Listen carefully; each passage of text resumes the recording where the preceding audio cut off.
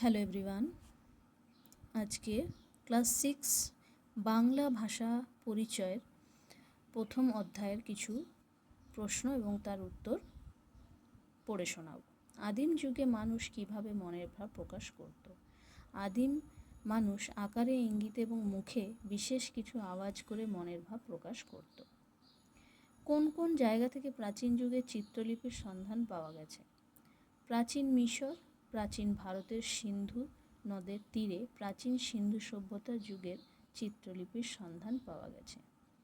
প্রাচীন মিশরে লেখার জন্য কি ব্যবহার করা হতো? প্রাচীন মিশরে লেখার জন্য প্যাপিরাস ব্যবহার করা হতো। আমাদের দেশে আগেকার দিনে লেখার জন্য কি ব্যবহার করা হতো? আমাদের দেশে আগেকার দিনে লেখার জন্য তাল পাতা ব্যবহার করা হতো।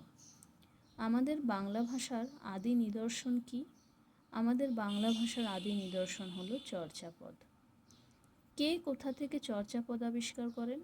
হরপ্রসাদ শাস্ত্রী নেপালের রাজদরবার থেকে চর্যাপদ আবিষ্কার করেন। ব্যাকরণ পড়ার প্রয়োজন হয় কেন?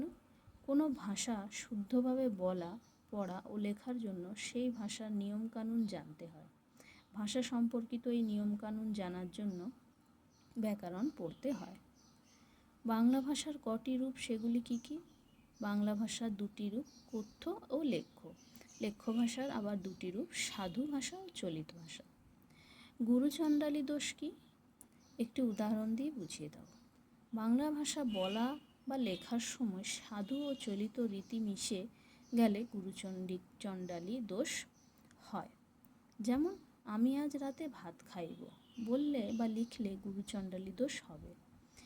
বলতে বা লিখতে হবে আমি আজ রাত্রে ভাত খাইব, সাধু। অথবা আমি আজ রাতে ভাত খাবো। তো এইখানে দেখো, আমি আজ রাত্রে এটার সাথে ভাত খাইব, তো খাইবটা হচ্ছে চলিত। এবার এখানে আমি আজ রাতে ভাত খাবো, তাহলে কি হলো? এখানে আজ রাতে আছে আর খাবো আছে, তাহলে দুটোই এখানে পুরোটাই আমাদের চলিত আছে। তো যে কোনো একটা ব্যবহার করতে হবে, হয় চলিত ভাষা নয় সাধু ভাষা। দুটো মিক্স করে ব্যবহার করলেই সেটা গুরুচণ্ডালী দোষ বলে। ধন্যবাদ সবাইকে।